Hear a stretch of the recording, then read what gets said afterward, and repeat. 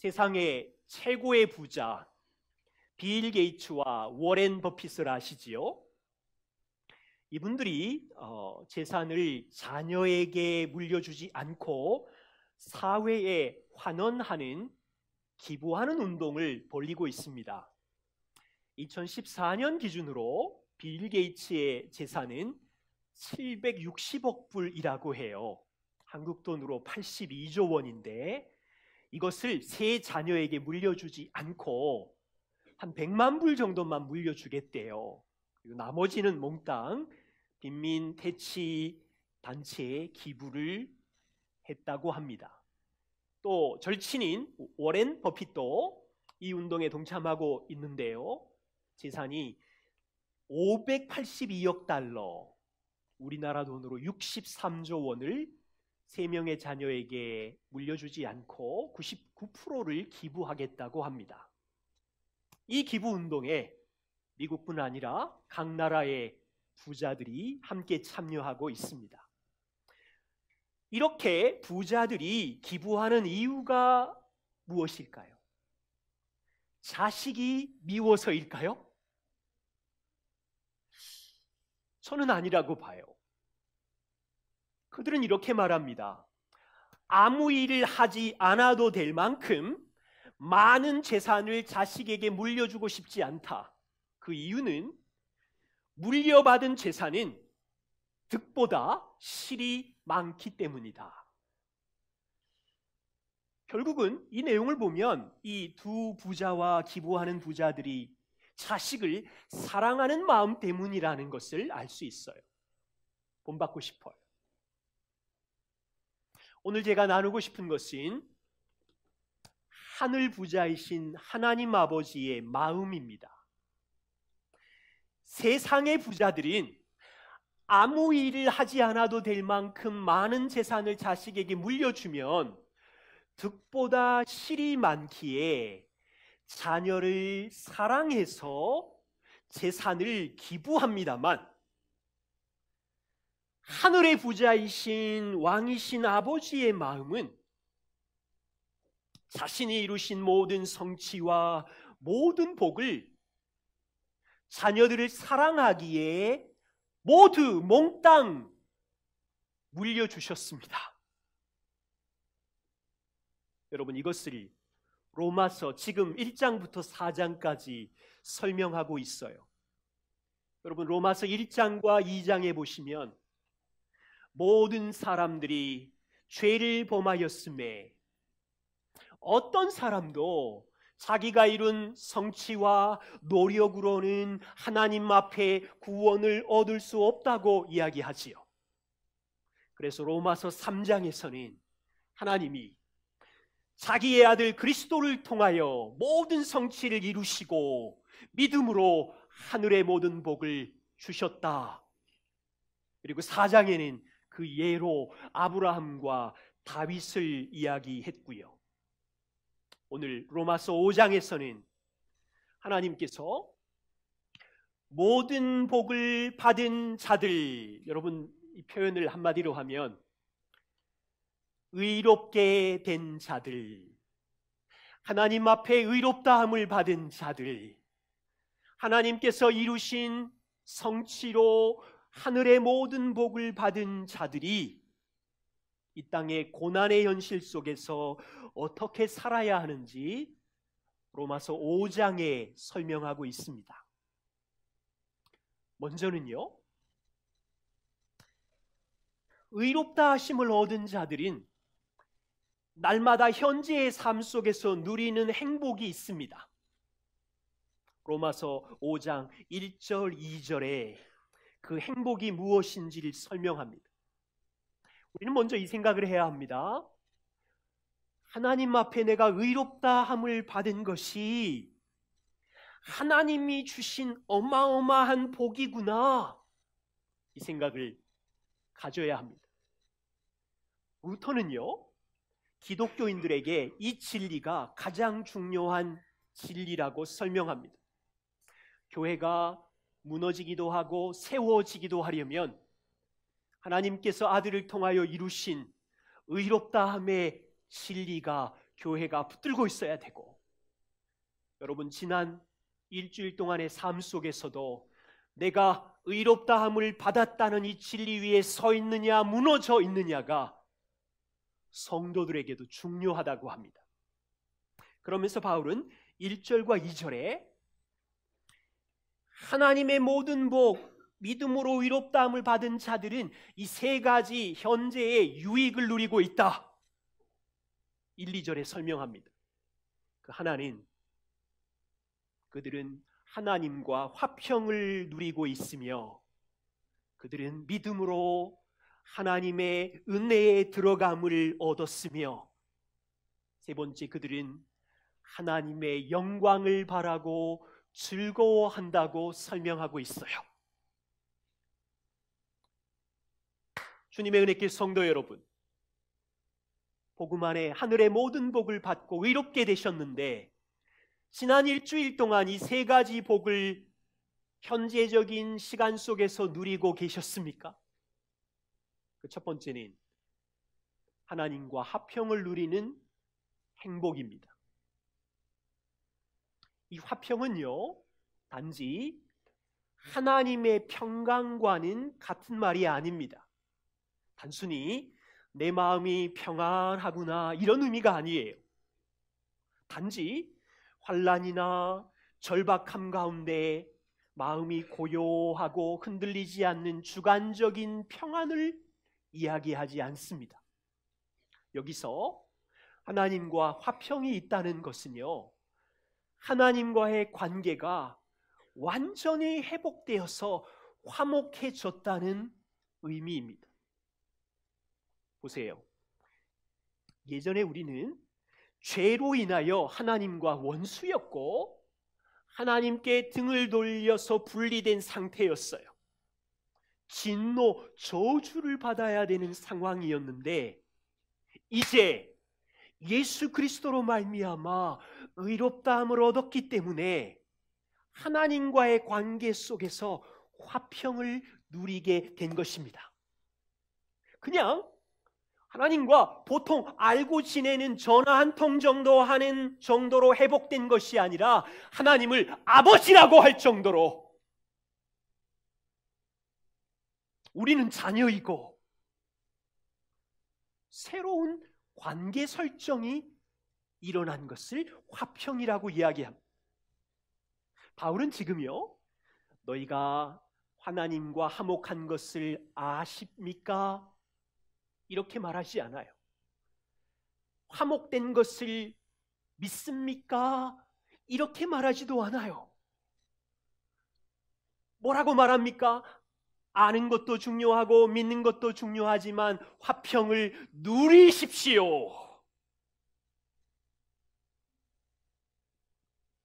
지난 일주일 동안 그리스도께서 이루신 화평을 누리고 오셨습니까? 아니면 알고는 있고 믿기는 했지만 누리지 못했습니까? 예를 들면 하나님, 지난 일주일 동안 하나님이 나의 아버지이셨고 제가 자녀이었음이 즐거움이었습니다. 지난 일주일 동안 환경이 오르락내리락하고 골짜기를 지나고 있었지만 하늘 아버지와 걷는 것이 즐겁고 행복했습니다. 이렇게 말할 수 있다면 복음을 누리신 것입니다. 여러분, 어떻게 아버지랑 같이 꽃길만 걷고 싶어 하십니까? 어떻게 평탄한 길만 걷고 싶어 하십니까? 때로는 가시밭길도 같이 걸으며 아버지와 즐겁게 얘기할 수 있지 않아요?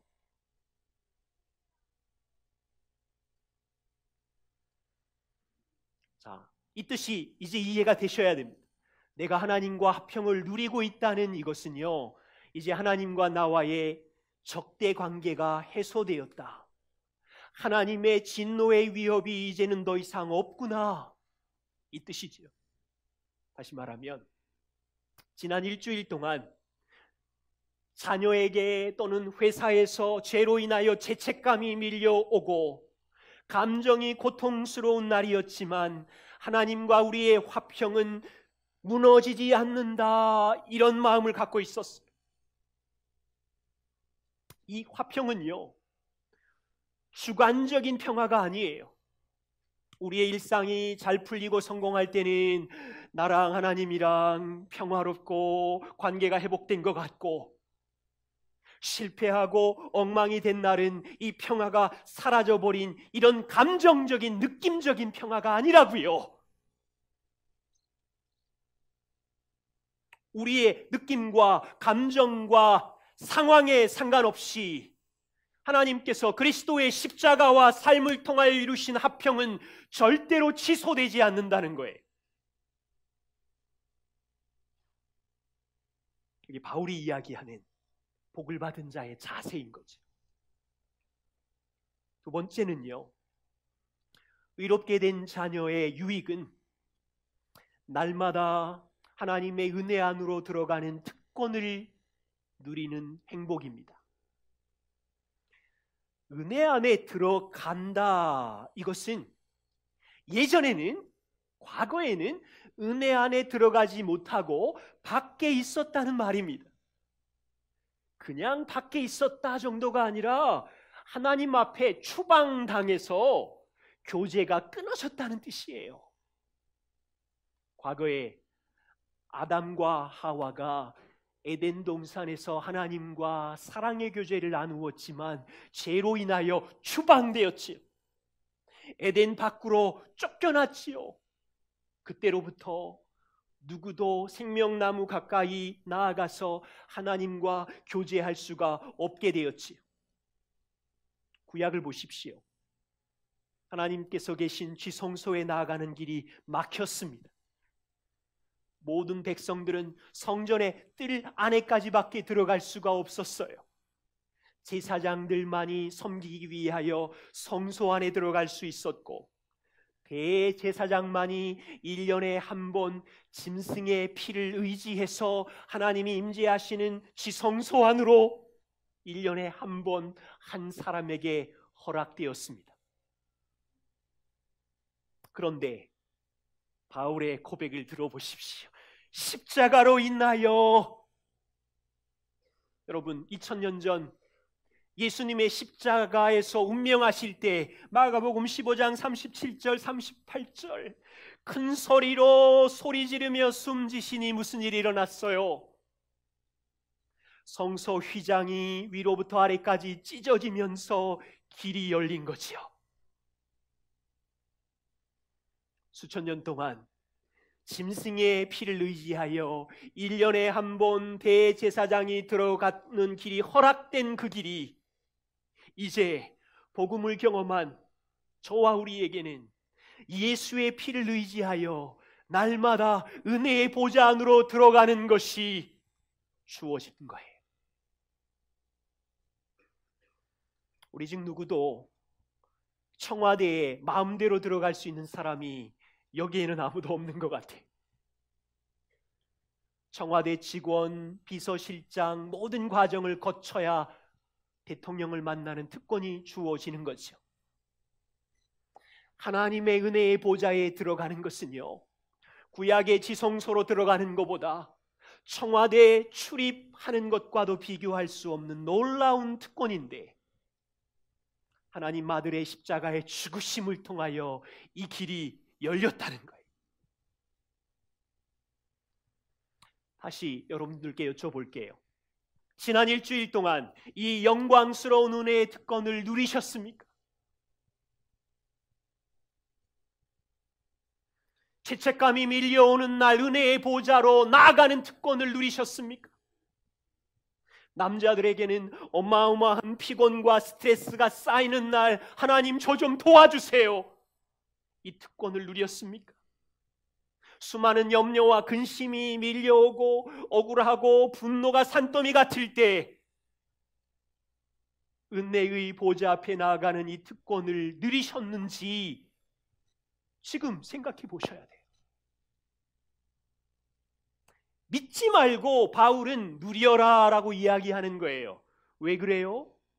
이 은혜의 보좌에 들어가는 것은 1억을 지불하고 얻은 특권도 아니고, 우리가 땀을 흘려 하나님을 감동시킬 착한 행실과 성취를 보여줘서 들어가는 것도 아니고,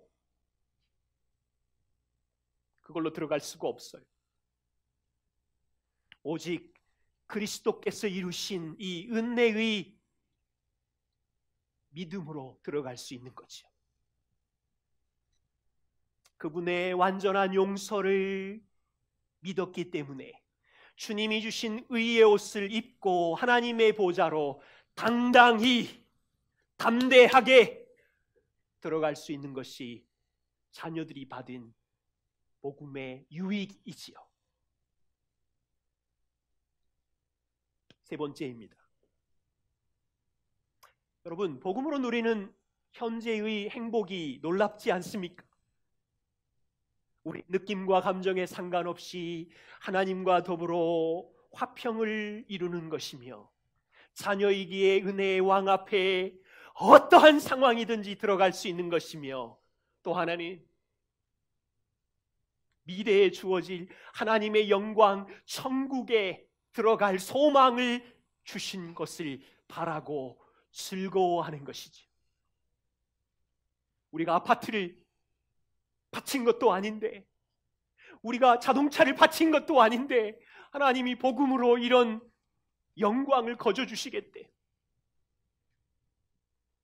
로마서 3장 23절에는 모든 사람이 죄를 범하였음에 하나님의 영광에 이르지 못하더니 모든 사람이 천국의 영광에 설 수가 없는데, 바울은 믿음으로 의롭다 하심을 얻은 사람에게는 영원한 영광에 참여할 소망이 있다고 초대교회 성도들에게 가르치고 있어요. 바울의 마음은 이렇습니다. 미래에 주어질 하나님의 영광, 미래이지만 나그네로 세상을 살아가는 우리들에게 이것은 현재 영향력을 끼치고 있기 때문에 그 영광을 바라고 오늘 현재 지금 여기서 즐거워할 수 있는 거다. 저는요, 예수님이 십자가에 달리기 전날 기도하셨던 요한복음 17장 24절 말씀을 기억하면 가슴이 벌렁거려요. 그분이 죽기 전에 제자들과 우리를 위해서 이렇게 기도하셨어요. 아버지여, 내게 주신 자도 나 있는 곳에 나와 함께 있어. 아버지께서 창세전부터 나를 사랑하심으로 내게 주신 나의 영광을, 하나님 아버지와 아들인 내가 누렸던 그 영원한 영광을 여기 있는 이들도 보게 하시기를 원하옵나이다. 여러분, 이 마음을 이해하세요. 예수님은 창세전부터 자신이 누렸던 이 영광을 제자들에게, 우리에게 주시려고 지금 십자가에 죽으러 가시는 거예요. 예수님이 죽어서 주려고 했던 이 영광을 성도들이 바라고 즐거워하냐고요. 요한은 변화산에서 예수님의 그 영광을 보고는 초대교회 성도들에게 정확하게 이야기했어요. 요한일서 3장 2절, 사랑하는 자들아, 우리가 지금은 하나님의 자녀라. 썩을 몸을 입고 있지만 장래에 우리가 어떻게 될 것은 아직 나타나지 아니하였지만 주님이 나타나심이 되면, 주님이 재림하시게 되면 우리가 주님과 같을 줄을 아는 것은 하나님의 영광을 알고 있는 거죠.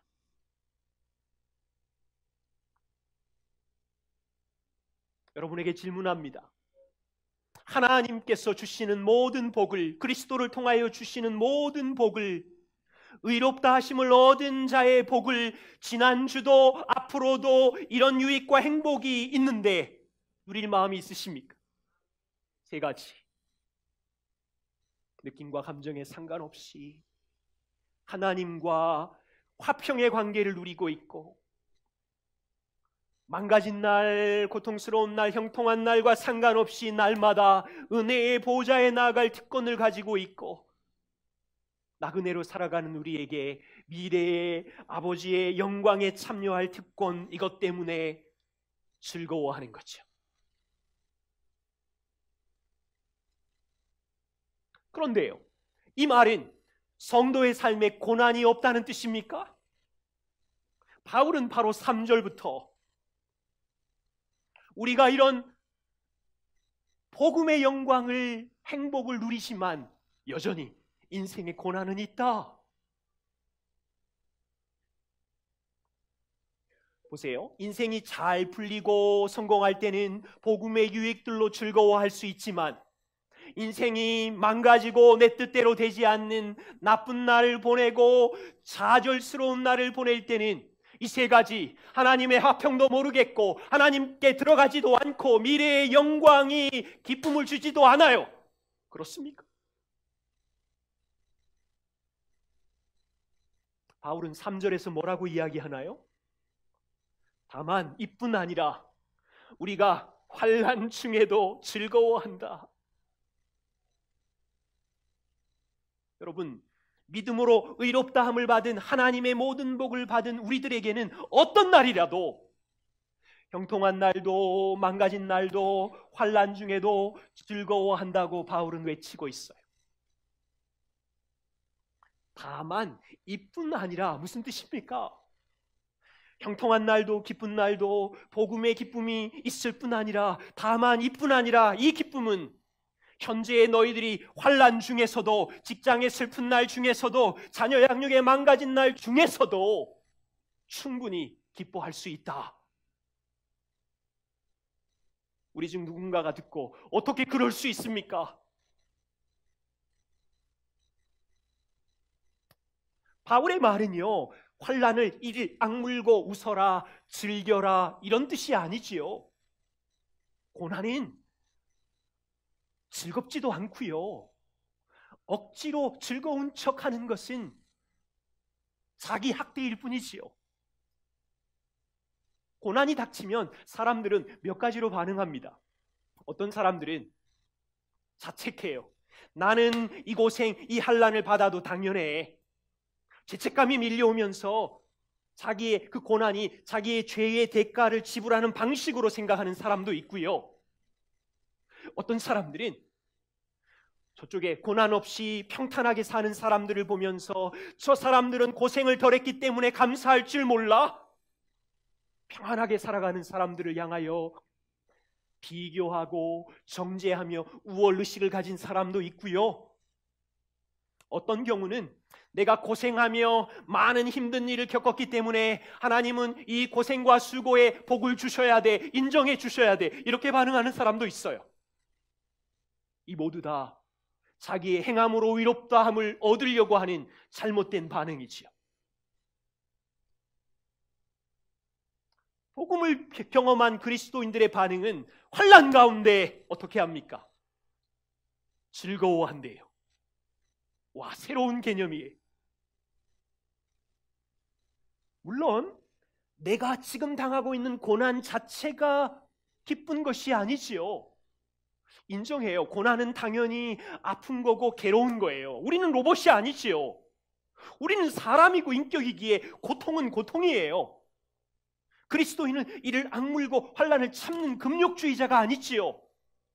고통스러우면 하나님께 아픕니다, 죽겠습니다 탄식할 수 있습니다. 그런데 그리스도인들은 고난 가운데 두 가지를 고백합니다. 주님, 고난 가운데 혼자 있는 것이 아닙니다. 하나님이 고난 속에 들어와 계시고 일하고 계심을 압니다. 이것이 기쁨이 될 수 있습니까? 또 하나 더 고백해요. 주님, 고난이 있지만 하나님이 내 안에 일하시기에 이 고난을 하나님의 목적대로, 좋은 뜻대로 이 고난을 사용해서 저를 빚을 줄 믿습니다. 그리스도인들에게는 이 두 개의 고백이 있는 거예요. 바울은 환난을 통하여 이 놀라운 목적을 이룬다고 세 가지 단계로 설명하고 있어요. 3절에 보십시오. 환난 중에 그 환난은 인내를 만들어내나니. 많은 사람들은요, 고난이 닥치면 분노와 불평을 가져옵니다만, 우리도 처음에는 하나님의 선하심을 의심하고 분노로 반응할 수 있지만 성도의 고난 안에는 성령이 일하시기 때문에 성령께서 그것을 인내의 열매로 바꾸시는 거죠. 고난을 경험해 보지 않으면 인내의 열매가 나올 수가 없어요. 그래서 야고보 사도도 내 형제들아 너희가 여러 가지 시험을 당하거든 온전히 기쁘게 여기라. 이는 너희 믿음의 시련이, 지금의 고난이 너희를 버린 게 아니라 인내를 만들어내는 줄 알기 때문이라. 인내를, 시련을 당연히 여기면서 성령이 일하심으로 인내를 만들어낸다고 하시지요.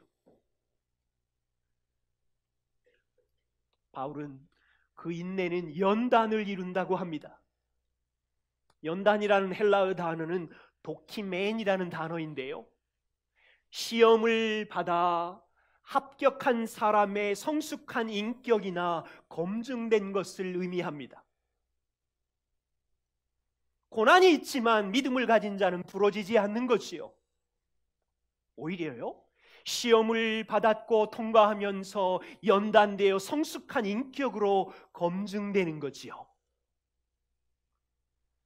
환난과 고난이 성도의 삶에 밀려오지만 그 속에서 우리가 주님을 더욱 의지하고 신뢰하다 보면 그 고난이 인내를 낳을 뿐 아니라 연단되어 정금처럼 금처럼 검증된 성숙한 인격이 되어서 하나님을 더욱 높여드릴 수 있는 거죠. 그 연단된 인격은 소망을 이루는 줄 안다고 합니다. 고난을 통하여 인내를 낳을 뿐 아니라 인내를 통하여 얻은 성숙한 인격은 장래에 주실 소망을 가져오기에, 여러분, 이런 열매는 성령이 고난 속에 그 성도와 함께 역사하셨다는 증거이지요.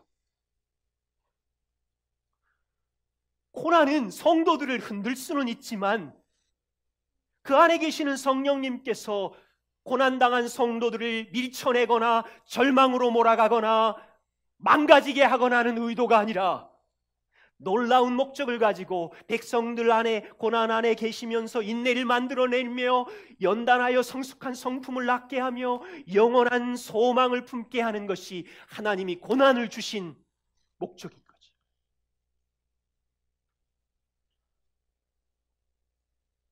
바울은 한 단계 더 나아가요. 고난 가운데 하나님의 말할 수 없는 사랑을 경험할 거다. 그 이유는 고난 가운데 있지만 성령이 우리를 부끄럽게 하지 아니하기에 그 성령으로 말미암아 하나님의 사랑이 우리 마음에 부은 바 될 거다. 바울은 확신하고 있어요. 그리스도인들이 환난과 고난에 던져질 수 있지만, 왜요? 세상이 악하기에 고난받을 수도 있고 내가 죄인이기에 고난받을 수 있지만 그 고난 안에 하나님이 임재하셔서 우리를 얼마나 사랑하시는지 성도들은 경험하게 된다고 이야기해요. 여러분, 2017년 12월에 KBS 스페셜 교회 오빠라는 간증 동영상을 한번 봐주십시오. 이관희 집사님이 나오시는데 37살일 때 첫째 딸을 낳고 얼마나 기뻤겠어요. 한 달쯤 그 딸이 성장할 무렵 이관희 집사는 대장암 4기 진단을 받았습니다. 열어보니 암이 방광과 복막에 퍼져서 치료가 힘든 상태였습니다. 더 깊은 절망은 아들의 불치병 소식에 슬픔을 견디지 못한 어머니가 드러누워서 우울증에 고생하다가 아들 미안해, 내가 해줄 수 있는 것이 아무것도 없구나, 그 말을 남기고 인생을 마감하게 되었대요. 그래서 이관희 집사는 너무 슬프고 고통스러워서 기도하기를, 하나님, 제가 암에 걸려도 원망하지 않았고 투병 중에도 엄마의 상한 마음을 지켜달라고 그렇게 기도했는데 왜 엄마를 데려가셨어요? 그렇게 하나님을 원망하며 기도했대요. 그 통곡 중에 성령님께서 어머니의 죽음 앞에 절망하는 자신보다 더 아파하시는 주님이 그 어머니를 품에 안고 있는 마음이 성령 안에서 전해지면서 그 원망조차도 멈추게 되었대요. 그리고 간증의 문장에 나의 이성적인 고백으로는 이해할 수 없지만 성령께서 도와주셔서 그렇게 고백했다고 했어요. 어머니가 떠나고 5개월 후에 자신의 항암 치료가 마칠 때쯤 되었는데 아내가 그만 림프종암 4기가 발견되었대요. 그때 이 집사님은 하나님, 저의 가정 다 죽게 생겼어요. 제발 살려주세요. 그러면서 기도하다가 묵상 노트를 발견했답니다. 말씀 앞에 본인이 묵상했던 내용입니다. 나는 벼랑 끝에 위태롭게 서 있다. 왜 나에게 두려움이 없는가? 그것은 하나님의 사랑이다.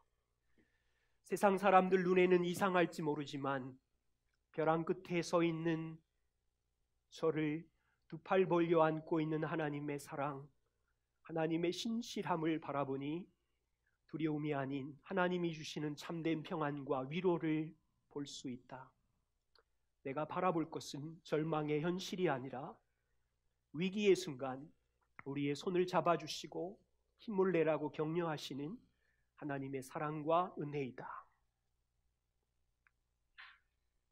그의 고백은 참 놀랍습니다. 14개월 후에 다시 이관희 집사는 암이 재발되었어요. 그것도 믿음으로 치료받고 일어섰는데 이 영상의 마지막 고백이 제 마음을 울립니다. 죽음 앞에서 매일 배우는 것은 하루가 선물이고 가족이 선물이고 내가 누리는 모든 것이 선물이구나. 하루는 하나님을 닮아 더 성숙해지는 기회이구나. 저는 이 고백에 거의 충격을 받았어요. 하루가 선물이구나. 가족이 선물이고 내가 누리는 모든 것이 선물이고 내게 주어진 이 하루 속에서 하나님을 닮아가는 성숙하는 기회구나. 참 아름다운 간증에 머리 숙여 감사합니다. 혹시 우리 가운데 인생의 혹독한 훈련을 통과하고 계신 분이 있습니까? 하나님께서는 이관진 성도뿐 아니라 저와 우리를 혹독한 환난 속에 던질 수 있어요. 기억하실 것은 절대로 혼자 거기 두지 않는다는 것이고 반드시 성령님이 함께 환난 가운데 자녀들과 동행한다는 것이고 하나님은 이관진 성도만이 아니라 아들의 피로 구원한 당신도 동일하게 벼랑 끝에서 두 팔 벌린 사랑과 신실하심으로 함께 하신다는 것. 세상 사람들은 환난 가운데 기뻐하는 우리를 보고 바보 같구나 미쳤다고 할 수 있지만 벼랑 끝에 환난에서 우리가 할 일은 벼랑으로 인한 절망의 현실이 아니라 우리 손을 잡고 동행하시는 하나님의 선하심과 사랑의 은혜라는 거죠. 그래야 하나님의 사랑과 그 일하심 속에서 여러분들을 인내로 빚으시고 정금 같은 성숙한 인격으로 빚으시고 하나님의 사랑을 경험하게 하는 거지. 여기서 두 가지 원리를 기억하셔야 돼요. 은혜로 의롭다함을 받았고 나는 복을 다 받았으니 복음을 명쾌하게 이해하고 있다면 환난을 맞이했을 때 성장할 수 있어요. 그 환난은 여러분들 안에 인내를 자라게 할 것이고 성숙한 인격을 세워줄 것이고 영원한 소망을 심고 하나님의 사랑이 얼마나 큰지 알게 될 거예요. 바르게 반응하면.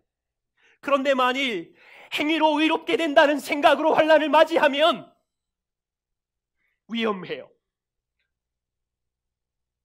믿음이 무너지거나 좌절의 수렁에 갇혀서 복음의 확신이 약하면, 환난이 닥치면 내 죄 때문에 받는 형벌이구나, 하나님이 나를 버리셨구나, 사랑이 흔들릴 수 있어요. 하나님은 이미 저주를 아들에게 다 보내셨는데 그게 형벌이라면 여러분을 빚으시고 싶으시는 하나님의 사랑의 마음인 거지요.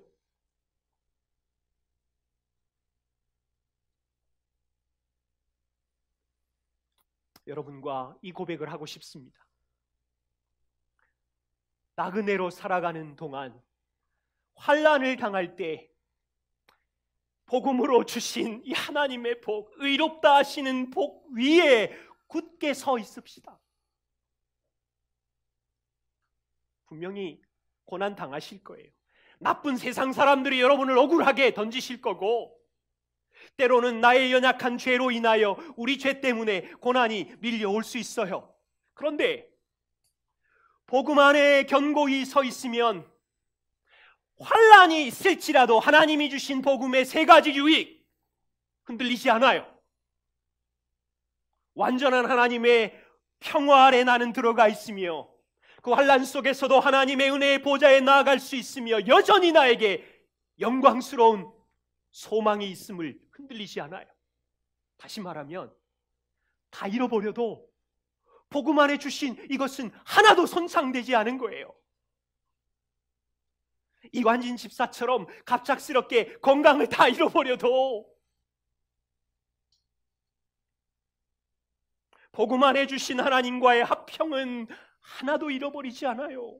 그래서 즐거울 수 있는 거예요. 갑자기 재산을 다 잃어버리고 갑자기 폭풍우가 쳐서 인생이 어디서부터 수습해야 될지 모를 정도로 엉망이 되어도 하나님의 은혜의 보좌에 나갈 특권은 잃어버리지 않아요. 미래의 소망은 잃어버리지 않아요. 여러분, 우리에게 이 확신이 있으세요? 환난 가운데 통과할지라도 우리는 망하는 자가 아니라 즐거워하는 자이다. 이 복음의 확신 때문에 오히려 보호하시고 일하시는 하나님의 사랑을 더욱 경험하는 자이다. 정말로 이상한 백성들이에요, 우리는. 제가 이렇게 말씀드릴 수 있는 것은 저의 경험도 아니고 확신도 아니에요. 바울의 고백이에요. 소망이 부끄럽게 하지 아니함은 성령이 우리 마음에 하나님의 사랑을 부어주셨기 때문이라.